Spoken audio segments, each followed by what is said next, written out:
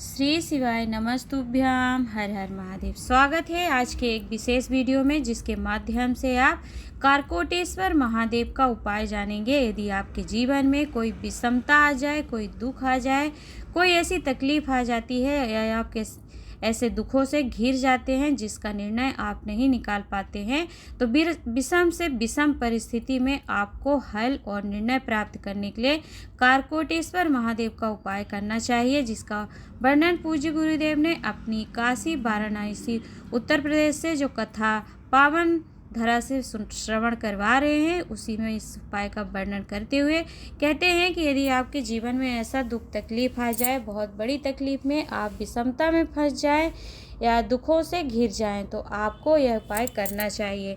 क्या करेंगे? आपकी स्क्रीन पर आपको बेलपत्र दिख रही है, तो टूटी फूटी खंडित नहीं होनी चाहिए। मात्र आपको 12 बेलपत्र ले लेनी है और 12 बेलपत्र लेकर के आप क्या करेंगे, ध्यानपूर्वक सुनिएगा। आपने 12 बेलपत्र ली तो 3-3 बेलपत्र रख के 4 गड्डियाँ तैयार करिए। गड्डियों से तात्पर्य है कि आप पहले एक गड्डी तैयार करेंगे जिसमें केवल 3 बेलपत्र रखेंगे। एक के ऊपर एक 3 बेलपत्र रखा और वह एक गड्डी कहलाएगी। उसको उठाकर प्लेट में रख लीजिए। फिर आप पुनः 3 बेलपत्र उठाइए और उसकी गड्डी एक के ऊपर एक रख के 3 बेलपत्र की बना करके 3 बेलपत्र रख करके उसकी गड्डी बना लेंगे। ऐसे ही आपको 4 गड्डियाँ बनानी है, तो 3-3 बेलपत्र की एक गड्डी रहेगी, तो 3 चौक 12 बेलपत्र आपकी पूरी उपयोग में आ जाएगी। इस तरीके से आप 3-3 बेलपत्र को रख करके 4 गड्डियाँ तैयार करके अपने नज़दीक के आसपास जो भी आपके यहाँ शिवालय हो वहाँ जाइए और शिवालय में पहुँच करके यह जो आपने गड्डियाँ तैयार की हैं, 3-3 बेलपत्र रख के 4 गड्डियाँ हैं, तो 3-3 बेलपत्र की वह 4 गड्डियाँ अर्थात 4 बेलपत्र का जो वह गड्डी है, उसे शिवलिंग में जो स्थान होता है माता अशोक सुंदरी का, स्क्रीन पर आप वीडियो में देख रहे हैं कि शिवलिंग हो गया। शिवलिंग के जस्ट सामने सर्प आकृति बनी होती है, जो कि भगवान शंकर की सबसे छोटी बेटी अशोक सुंदरी माता का स्थान होता है। तो इसी स्थान पर वह आपको चारों गड्डियाँ जो आपने 3-3 बेलपत्र रख के तैयार करी है रख दीजिए और आपको कारकोटेश्वर महादेव का नाम लेना है। कारकोट कौन है? सर्प हैं, जो कि वासुकी नाग के भाई थे। उन्होंने स्मरण किया था जब वह विषम परिस्थिति में आ गए थे और उनको लग रहा था कि वह मृत्यु को काल को प्राप्त हो जाएंगे, तो उन्होंने स्मरण पूजन विधान किया था। तो कारकोटेश्वर महादेव के रूप में देव अधिदेव महादेव प्रकट होते हैं और कारकोट सर्प का उद्धार किया था। तो यदि हम किसी विषमता में, किसी दुख में, विपत्ति में पड़ते हैं, तो कारकोटेश्वर महादेव का स्मरण मात्र बेलपत्र को 12 बेलपत्र से करते हैं, तो निश्चित ही उस दुख का, उस तकलीफ का, उस विषमता का, या ऐसे हम तकलीफ में घिरे होते हैं जिसका निर्णय ही नहीं आ पाता है, तो उसका हल निकल जाता है।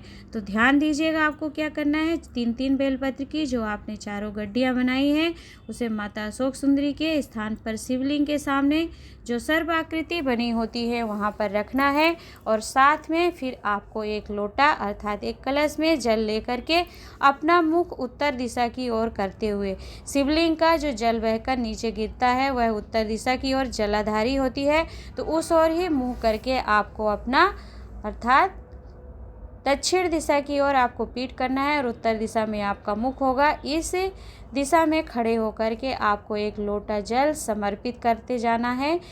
अब ध्यान दीजिएगा, यह जो एक लोटा जल आप समर्पित करेंगे, माता अशोक सुंदरी को नहीं करना है, शिवलिंग पर आप एक लोटा जल समर्पित करेंगे और कारकोटेश्वर महादेव का नाम स्मरण करते हुए, और आपकी जो तकलीफ है, जो जीवन में विषमता चल रही है, जिस भी दुख से आप घिरे हुए हैं, निवेदन प्रार्थना कामना करेंगे उस विषमता से, उस परिस्थिति से निर्णय आने के लिए और बाहर निकलने के लिए। तो बेलपत्र आपको माता अशोक सुंदरी के स्थान पर समर्पित करना है। एक कलश जल अपना उत्तर दिशा की ओर मुख करके शिवलिंग पर समर्पित करेंगे।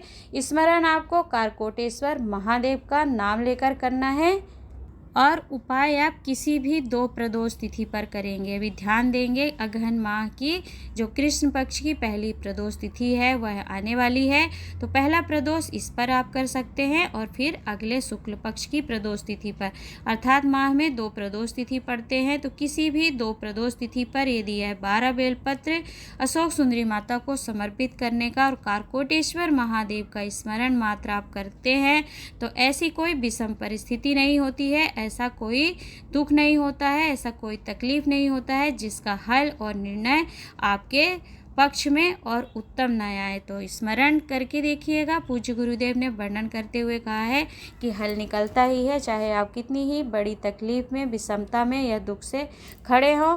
यह विषमता, यह दुख, यह तकलीफ आपके जीवन में किसी भी परिस्थिति को, किसी भी फील्ड को लेकर के हो सकती है। चाहे बच्चों का कोई निर्णय लेने में आप असमर्थ हैं और निर्णय नहीं निकाल पा रहे हैं, या किसी अन्य परिस्थिति, परीक्षा हो, किसी भी तरीके की आपके जीवन में विषमता और दुख तकलीफ आए और निर्णय ना निकल पाए, तब आपको कारकोटेश्वर महादेव का स्मरण इस नियम से अवश्य करना चाहिए। तो उसी उपाय को आपको बताने का प्रयास किया है। आशा करती हूँ कि उपाय आप मेरे द्वारा बताने पर समझ पाए होंगे। वीडियो आपके लिए थोड़ी भी उपयोगी रहती है या ऐसी लाभप्रद वीडियो आप प्राप्त करना चाहते हैं तो वीडियो को लाइक एंड शेयर करके चैनल को सब्सक्राइब कर लीजिएगा। कुछ पूछना हो उपाय को लेकर या अन्य कोई प्रश्न हो आपके मन में या कोई उपाय जानना चाहते हैं आप, तो कमेंट बॉक्स में ज़रूर पूछिएगा, बताइएगा। आपके फीडबैक की चैनल को बहुत आवश्यकता है, जिससे कि हमें आप तक नई वीडियो और नए उपायों की जानकारी पहुंचाने में प्रोत्साहन प्राप्त होगा। तो आज के लिए इतना ही, मिलते हैं एक नए उपाय, नई जानकारी के साथ। तब तक के लिए हर हर महादेव, नमः शिवाय ओम।